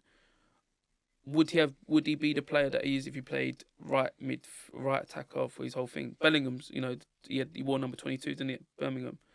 4, 8 and 10 equals 22, because they made sure he played in different positions to get all that roundness. So I think it's different for different players, but again, there are some players you just know he's probably going to be a centre back or he's probably going to be a 9, and that's different. So that's what I mean. So Saka, Bellingham. Again, we're using like really extreme examples, but could there be more success stories where they did just specialise in one specific area? So what would have happened to Saka if just from an early age he was wide right and they just kept working that, kept drilling that? But then maybe he might not have but it's contributions that he has to support his fullback. Yeah, but it's because the could Dutch, there be other? Could there be total other... football, that's all based around you learn every position and there's fluidity, and that seems to be what top managers are doing. Then we go, are we just looking at that top 1% of the top 1%? Saka is the top 0.001% of the top 0.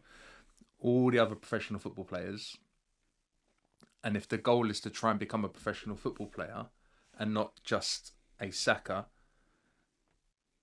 is there benefit in recognising early on this player has these strengths? Let's just concentrate on that.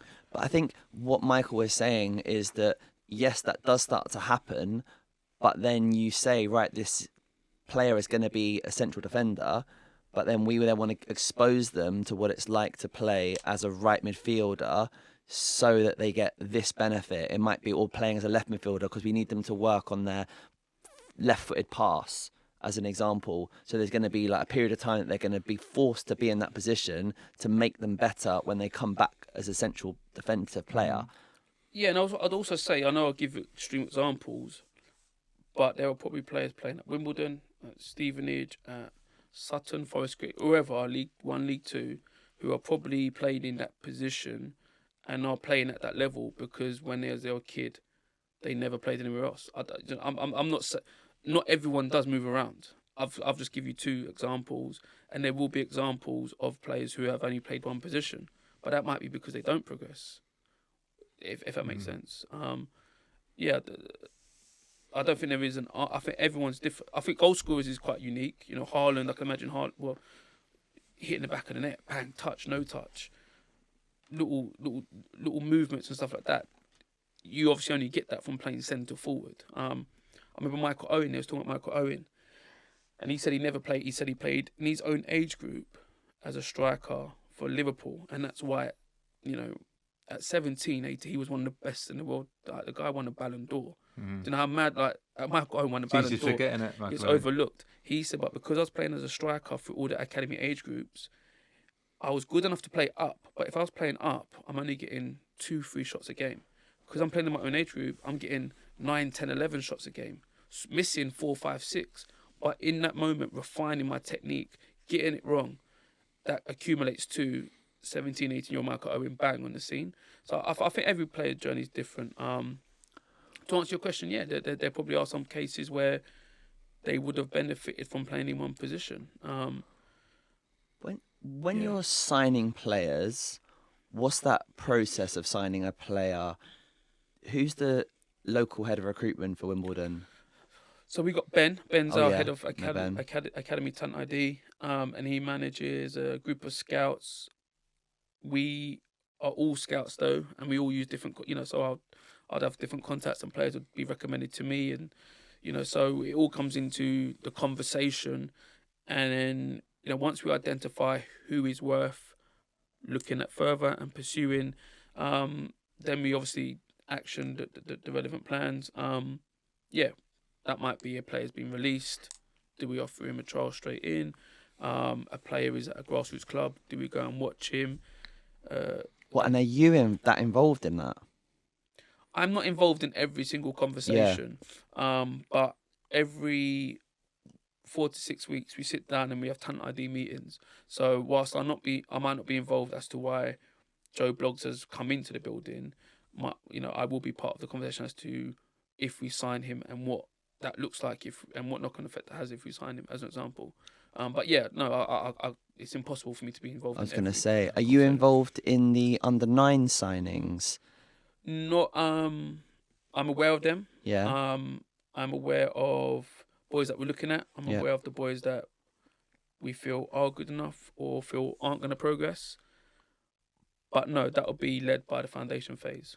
Okay, and then what about releases?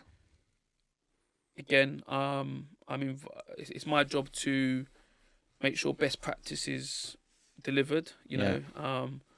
Be specific with certain messages. Be specific with the process. But in terms of delivering the message, no, that would come from the phase lead. And that's done in person? Yeah, in person. Okay. How many trialists will you have in the club at any one time? That changes age group to age group, because obviously your needs and your priorities change. But I'd say across the board at a given time, across 9s to 18s, you probably have like 20 trialists in it at one stage. And how many of those 20 would get signed? Depends. Obviously not all of them. If 2 or 3 of them get signed, that's a strong number. Yeah. I think. Yeah. Obviously we've got players in the building that we rate. So if we kept bringing players in and signing them, I'd really question who we got in the building already. Yeah. And sometimes you bring a trialist in, not necessarily because you're going to want to sign him, but because you just want to monitor and make sure that we have made the right decision. Yeah. And then when you guys are making that decision-making process on signing a player, what are the factors in that conversation? Loads of different things. What the pathway looks like for that player. So who's ahead of him, who's below him. If we sign X, does that stop Y from playing up? It depends on the age group. Obviously, with the 18s, we do have to put a side out each week. That's not to say that there aren't younger players that aren't good enough to play up. They might be good enough to play up, but to play up every week might not be good for their development. So there's a lot of factors involved. If you use, let me use Spike as an example. Yeah. We might have goalkeepers that we don't see as of Spike's level on trial, but we forecast that we're probably going to lose Spike in 6 months' time. So therefore, we have to intensify and maybe sign 1 or 2 players that under normal circumstances we wouldn't. So yeah, there are so many factors that come into the conversation. Yeah. It sounds like you're doing incredible work, man. And with the resources that you've got, it seems that you're able to really lead your team. One thing that I wanted to ask was how long you keep your coaches for on average. So yeah, you talk about productivity. We've had over 30 staff members in the last 4 years. So what's that? That's averaging what, 8, 9 a year? Yeah. Go on to Cat 1, Cat 2, or senior football. So Yeah. we've had massive productivity and success with staff moving on. So you see that as success when your staff move on? No, trust me, it's very frustrating. I was going to say. Very frustrating. It really Because they see... But it has to be success, right? Yeah. So because, you use James Oliver Pearce. James Oliver Pearce at the weekend, he led Reading Football Club, which is a massive football club, ex-Premier League. He led them for the last 20 minutes of a game because Ruben Salas got sent off. But he was our under-18s coach 2 years ago. Replacing James wasn't never going to be easy, and I'm very fortunate we've got Simon Clark in now, who's excellent. But at the time, no, it's frustration. But for him, I'm proud of his journey. I'm really excited for him. But from an academy management perspective, no, because I have to go through the whole process of recruiting, educating, and so no, it's not something we celebrate, but it is success because it's another sign or measure that we're doing something right. Yeah. So yeah, we've lost or had over 30 staff members over the last 4 years move on to new opportunities, which is a positive for them. Do you sometimes wish that you had a bit more budget that you could absolutely. then keep them? Yeah, because it's very hard to build and sustain when you're sometimes going back to square one in certain cases. Yeah. But what I need to say is, we've got a strong academy management group.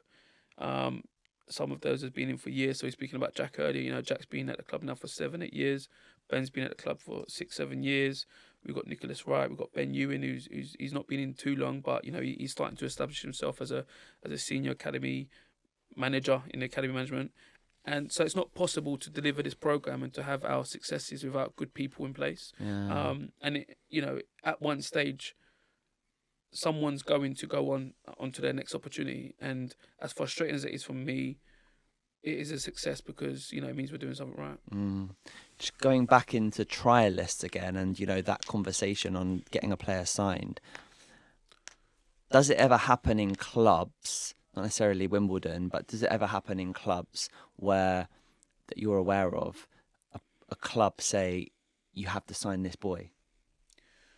Yeah, I'd be lying if I said that a situation like that never occurred. Yes, that's not to say it's right, by the way, but yeah, sometimes who and the structure, the politics involved might lead to a decision. Yes. Yeah. Are you trying to?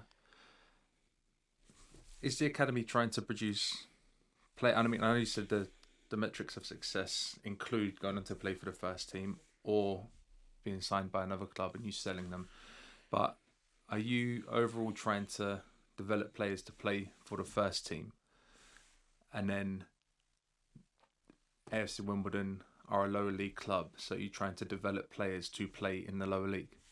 No, my dream is to produce a Wimbledon 11 of 11 academy players, and they're so good that they either drive the club to success and they progress up the leagues, which is very difficult, or they're so good that they get recognised by others and take the next steps of their career. That is my ideal. It's not as simple as that, of course, and there are other considerations that need to be had. But it's us selling players at 14, 15, 16. It's not something we want to do, but it has to be. If you went back years ago, if we sold a player to Man City, as an example, we would have had a lot of frustration. A lot of people would be very frustrated at the work that's gone in, and we're not going to see it come to fruition. But I was seeing that having very negative energy. And one of the things that I try to do is bring people together and go, look, I know it's frustrating and we can't control certain parts of it. And ultimately, if you don't like it, you're probably in the wrong industry, because that's probably where we are in the so-called pecking order. However, if you take a step back, it's a massive success. We've got one of our players going on to play for what is the best club in the world. We've got one of our players going on to a world-class facility in a world-class program, and he's come from Little Old Wimbledon, so that is a success. Mm-hmm. So I think it's how you see it. Of course, I don't want to sell any players. I think the thing that we talk about a lot is there a difference in trying to produce a Premier League player and then trying to produce a player for the lower leagues? Yeah, So then is the approach by the academy different? Even going to the lengths of playing football with VAR compared to not with VAR. Wow. Yeah, we want to produce the best players we can possibly produce, right? And there are some players. You look at Ramsdale, you look at Jamie Vardy, Harry Kane. There are players that at some stage weren't the players that they are. That's not something we can forecast. There are some players that I'm looking at. They're getting opportunities in the first team, and I'm like, oh, that might be a little bit too early for them. They might sink here. 18 months time, they're flying, and they kick on. That is part of the program that we can't manage. But ultimately, no, we want to produce players that play Premier League international football. One of our measures, so one of our strategic objectives to the club is if and when we do sell a player, he's going to the top 2 tiers of English football, or he's being recognised at international level. That says to me that we are sitting at the top of the category 3 conversation. But unfortunately, not everyone. The percentages, they're too small. You know, you look at Chelsea, Arsenal, Man United. How many of their players play in the Premier League? It's no one, but everyone's going for the same thing, aren't they? Ultimately, I think so. We've had direct experience within an academy that they quite bluntly want to produce players for the lower leagues to the extent where our experience at QPR. All right. To the extent where they were doing drills that were based on going long. Yeah, the hook-ons. Listen, you said that. I've not said that. No, I think it's what we QPR might have experienced. changed since then. Like this was back in the days when like Steve Brown was the manager. Yeah, no, but I'm saying so. No, it happened then. Yeah, we So talk maybe- openly on this podcast. We don't hide. That's why I want to come back to what you were talking about with the nepotism. Yeah. So can you give? Do you have anything more you want to finish on that point before I? No, that was it. It was more like I said, we've experienced, and it is going back a while, but I imagine it might still go on now. But the extent that some clubs are designing drills for a player to be effective in that first team, because that first team are playing in a league where they go long and where they're more physical and where they're more direct.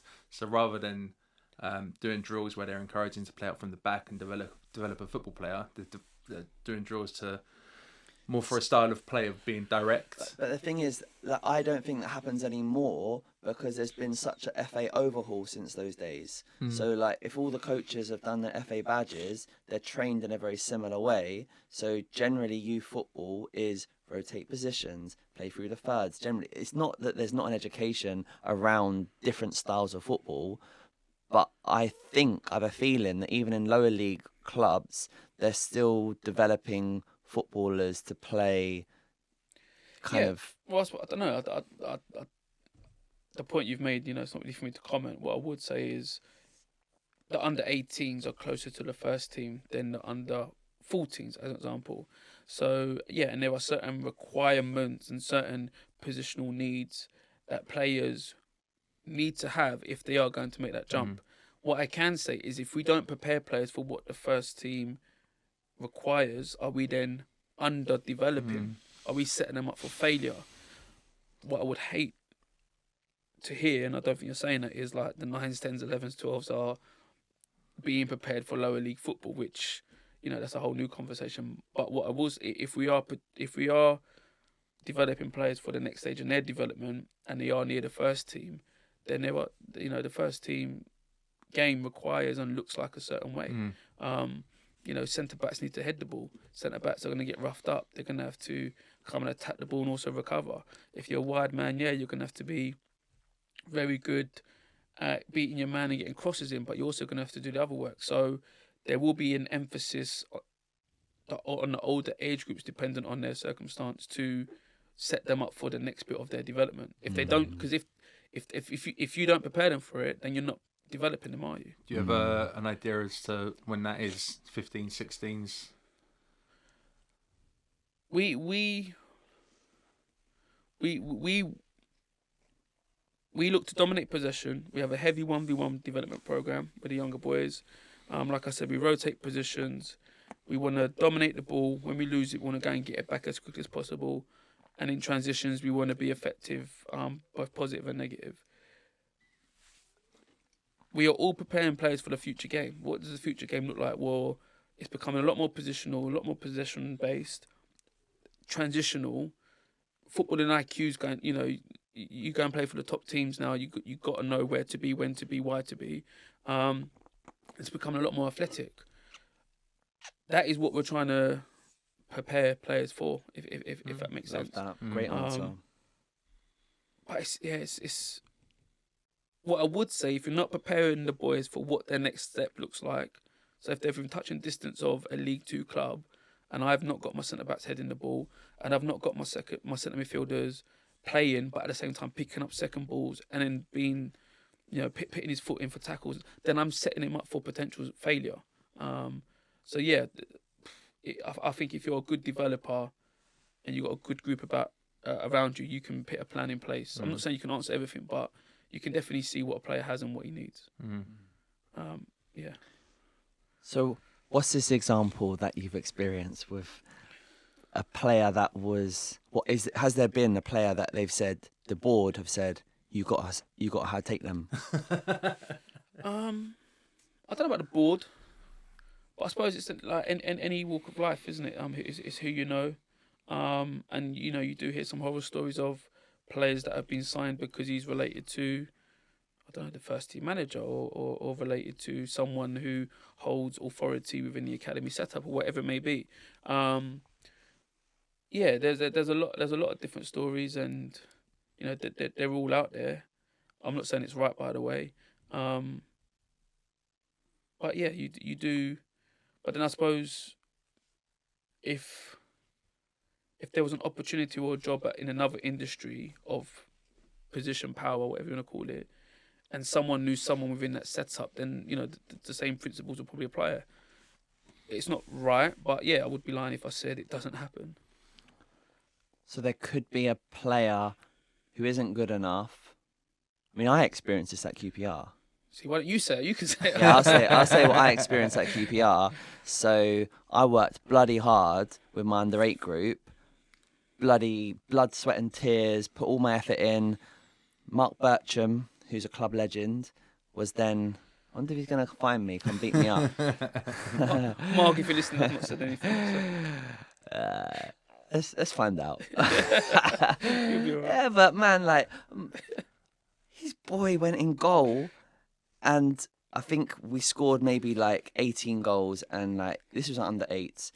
Nah, he's definitely not at that level to be goalkeeper. So we didn't have that sort of problem again. It didn't have him try and say, oh yeah, I want him to train with the group or anything like that. I just didn't hear from Mark again. I was just carrying on with my group. So as far as you knew, he'd left the program, the boy. So Mark said, my kids team is really good. Can we have a game against the QPR development group that you got? I'm like, all right, cool. We had good players. Yeah. And so then this was Arkel and those ones. So anyway, big scoreline. And then anyway, I didn't hear anything more from him. And he's the assistant academy director at the time. Anyway, then get to the point where I've finally got this group. I think I locked it in with maybe 9 players. I kept it very, very tight. And I'm saying, just this bare 9. This is all we need. Yeah. This is the best that we can have for QPR. So anyway, got all the signatures done. Amazing. And then maybe 2 months later, I start hearing that they're bringing in all these other under 9s. Yeah. They brought in maybe another 10. And my trial process had been so strict up to that point. It was so hard to get in my group. I released so many players, and I felt they ruined it. Yeah. Suddenly there was 20 players in the group, and Bircham had put his boy in the team. Yeah. I'm how the hell has that happened? And that at that time, that was going on at QPR with Jerry Francis had his boy in there. Paul Furlong had his boy, and his boy's actually gone on to be pro, and he was actually really good. So there are obviously examples where pros do have genuinely the kid is good enough. But that was an example. It wound me up. It upset me so much. And then the other coaches were then frustrated because then it wasn't doing well on a Sunday. It was all because it wasn't on merit. Yeah, and that's if you pick the boy.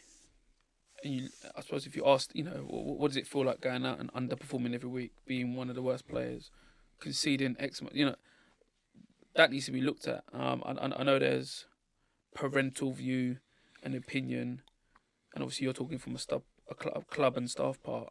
But I'd like to think that the player himself wouldn't have been comfortable in that situation. Do you know what I mean? Because someone knows when you're not performing and doing well.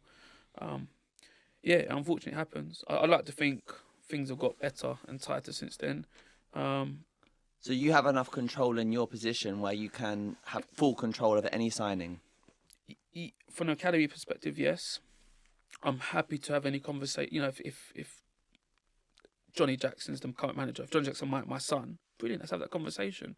And I like to think we've got the mutual respect so that we can both come to the table and find common ground. I'm just using that as an example. So yeah, but I can honestly say that case that you just highlighted hasn't happened at Wimbledon. It does happen. You just highlighted it. I know there's another club where my friend was the under-18s manager, and he was getting influenced by their club, who the chairman was closely linked, maybe even business with an agent, and they were forcing players to get signed because of that agent. Yeah, you hear these stories. Yeah. And my mate ended up leaving the club, and they were trying to put so much pressure on my friend but he's very smart, and he worked against HR, and he went through all the meetings, and they couldn't get rid of him. But this is what they were trying to do, because he wouldn't back down with them forcing those players on him. I suppose that's what you've just answered, isn't it? If you're put in a situation where you are being forced, not even to make decisions, but decisions are being forced upon you, then ultimately you've got to turn around and go and question, is this the right place for you? Yeah. Because they lost them then. Yeah, that's not healthy for anyone. No one benefits from that. So, knowing what you know and all of your experience, how much would you potentially push your child to get into academy football? Because the commitment parents make is often overlooked. The driving, the picking up from school, preparing food, getting to training 3-4 times a week. Hats off to them. I couldn't say I could do that. That's just me being honest. At the same time, if I haven't got a son, but if my boy was in an academy program, I'd be very much enjoy the experience, enjoy the journey, and I would welcome and look forward to the milestones that he would experience, the tours, the tournaments, the games, the development. It depends what you look at. I wouldn't look at it as, oh, my boy's going to go into an academy and be a pro footballer, or he can only go into an academy if he's going to be. I think that's the wrong. That's the wrong. I've got a daughter.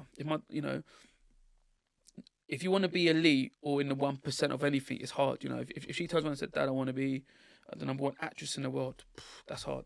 If I want to be the number one singer, the new Beyonce, tell us that, go. If I want to be in the SAS, whatever it is, there's a reason why it's called elite. It's not for everyone. It's not meant to be for everyone. It's not easy to get into.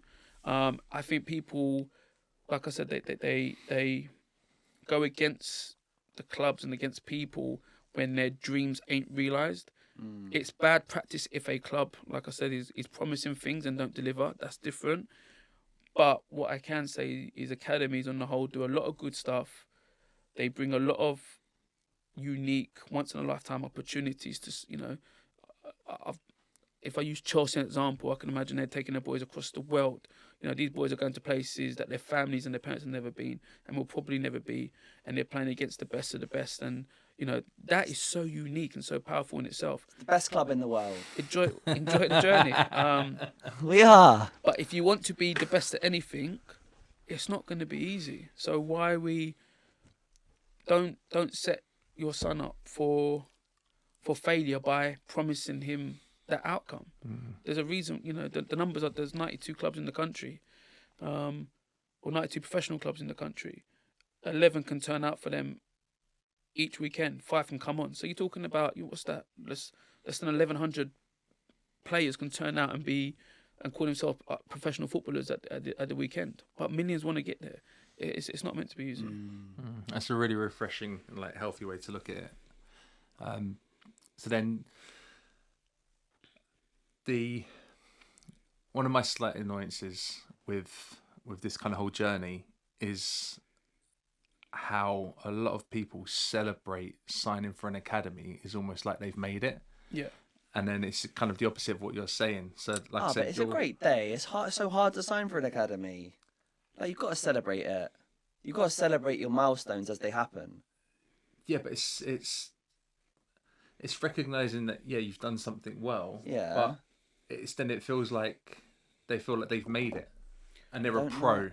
That's different. That's the wrong message. I would say they're not a pro. They're developing. I think, but the messages are good. Like sign days that I've experienced, it's like, enjoy your day. You've worked so hard for this. Well done. But it's like tomorrow, it's another day, and you're back in the journey, and you've got to think about your habits, and it's a continual journey. Like that message is shared across a lot of academies.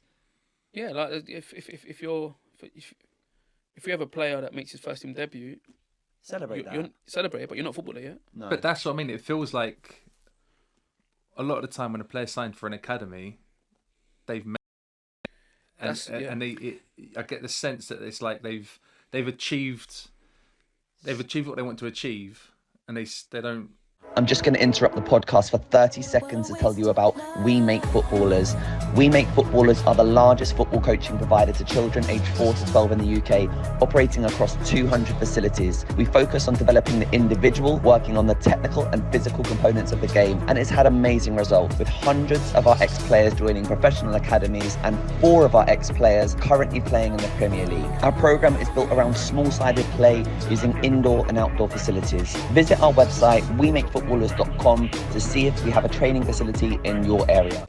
I don't know. It feels like there's this almost false sense of achievement, because yes, to sign for an academy is a brilliant achievement. It's very, very difficult.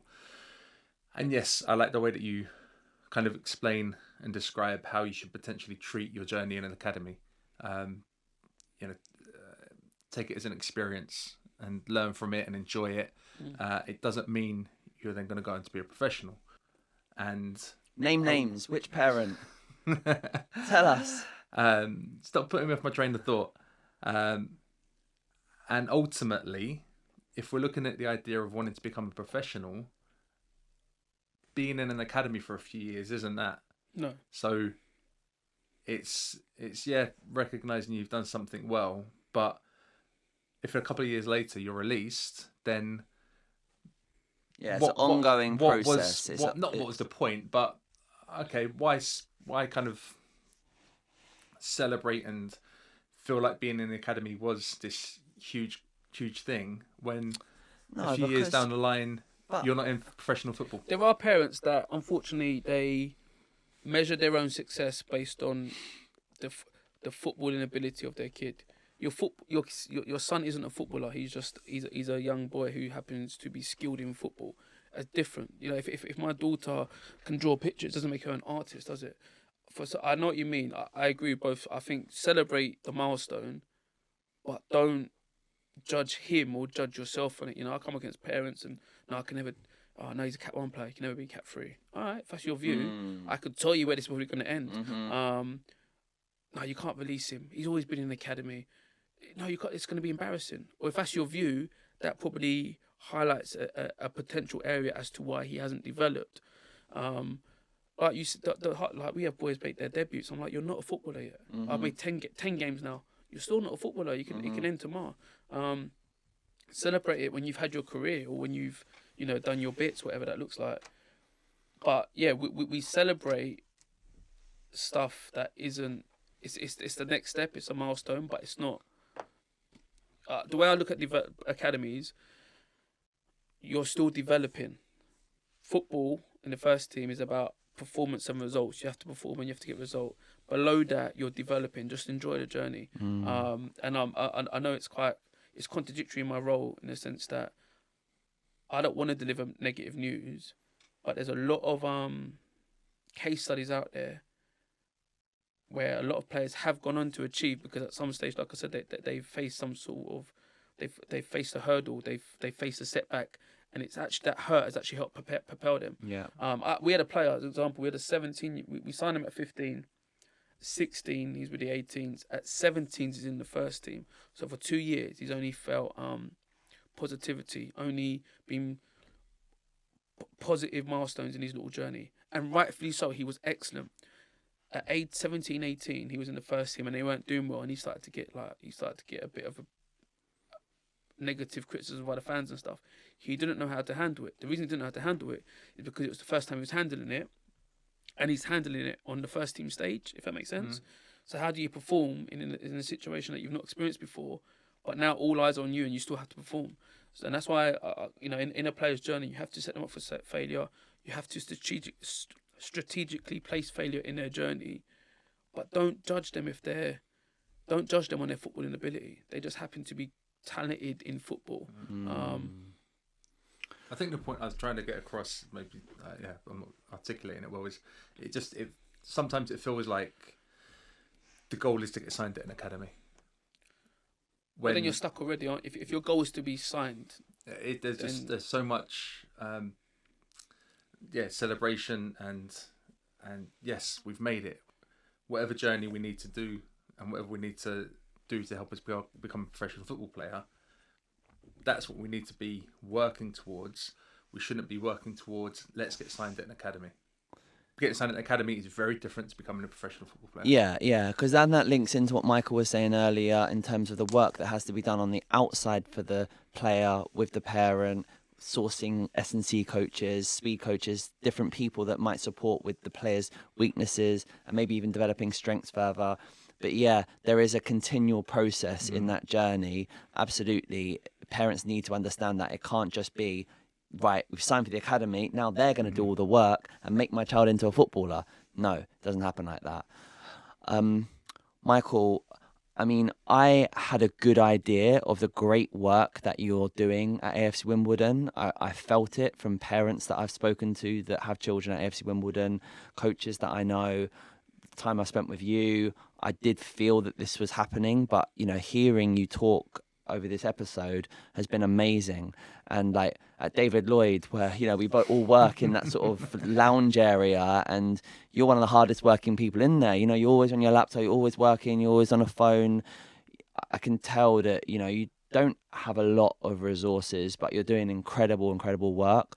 So yeah, I hope you're proud of it. I hope parents who have children at the academy, I'm sure they're going to be listening to this and they've got a better insight of the great work that you do. And yeah, I hope that they're grateful for what you do. Thank you. And it's not me. There's a group of people that make it happen. And one individual person isn't responsible for it all. But no, thank you for that. And yeah, thank you for... What's been your best memory at Wimbledon over the 16 years you've been there? The best memory... Being invited onto Project Footballer. Yeah, no, that's second. There's been so many. I remember a few years ago we went up to Newcastle in the FA Youth Cup, 2016, I believe it was, and we beat Newcastle in the FA Youth Cup. And the next round we had to play. We played Chelsea next round at Kings Meadow. Mason Mount, Tammy Abrahams. Did we win that game 3-2? 4-1. 4-1. It's 1-1 for about 65 minutes. Yeah, and you had like 3,000 fans there. Yeah, Joe Edwards was manager. He talked to us about it.